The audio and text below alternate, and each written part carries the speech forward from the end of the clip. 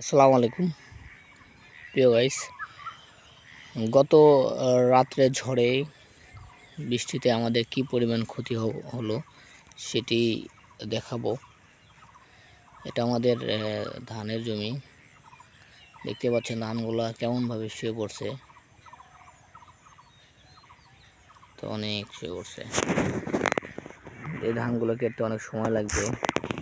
আর এটা কালকে এই জমি ধানটা কালকে কেটে রাখছিলাম, আজকে মাত্র নিয়ে যাব বলে কাল কেটে রাখছিলাম। হালকা কাল রোদ ছিল, রোদ্রে হালকা একটু শুকাবে এই জন্য কেটে রাখছিলাম। কিন্তু বর্তমানে যে পরিস্থিতি দেখতেছি, এটা তো আর আজকে নিয়ে যাওয়া সম্ভব না।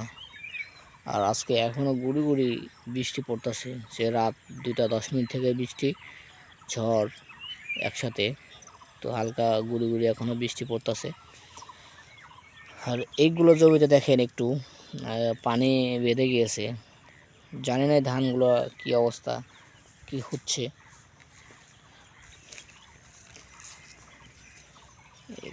অনেক ধান কাল কেটে রাখছিলাম, অনেক ধান, আজকে সবগুলো নিয়ে যাব বলে, কিন্তু আজকে মনে হয় নিয়ে যাওয়া সম্ভব না। তো অনেক মনে হচ্ছে অনেকটা ক্ষতির সম্মুখীন হব বা ক্ষতি হবে আমাদের। অত মনে হচ্ছে ক্ষতি হয়ে গেছে অলরেডি।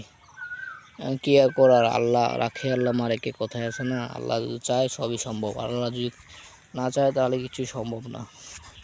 যদি আল্লাহ চায় আজকে রোদ হবে, আল্লাহ যদি চায় আজকে আর বৃষ্টি হবে, তাহলে যদি আজকে বৃষ্টি হয় তাহলে আর আজকে ক্ষতিটা আমাদের পরিমাণটা বেড়ে যাবে। যদি আজকে বৃষ্টি না হয় ক্ষতির পরিমাণটা একটু কমে যাবে, এই আর কি।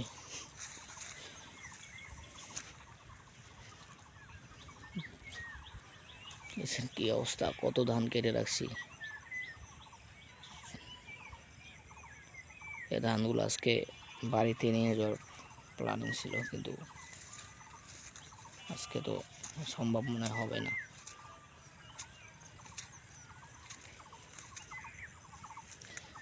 জমিতে কি পরিমাণ পানি পাচ্ছে, প্রত্যেকটা ধানের আটের মাথাগুলো পানির নিচে গেছে, প্রত্যেকটা ধানের মাথা পানির নিচে।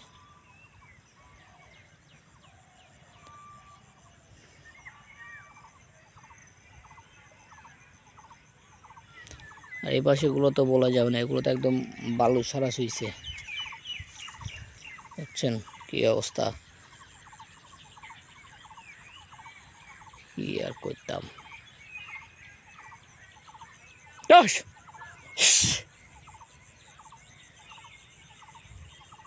ঘুরতেছে বক।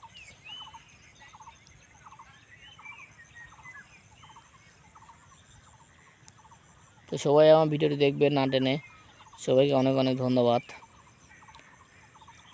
তো আজকে এ পর্যন্তই, আমাকে সবাই সাপোর্ট করবেন, সবাই আমার পাশে থাকবেন।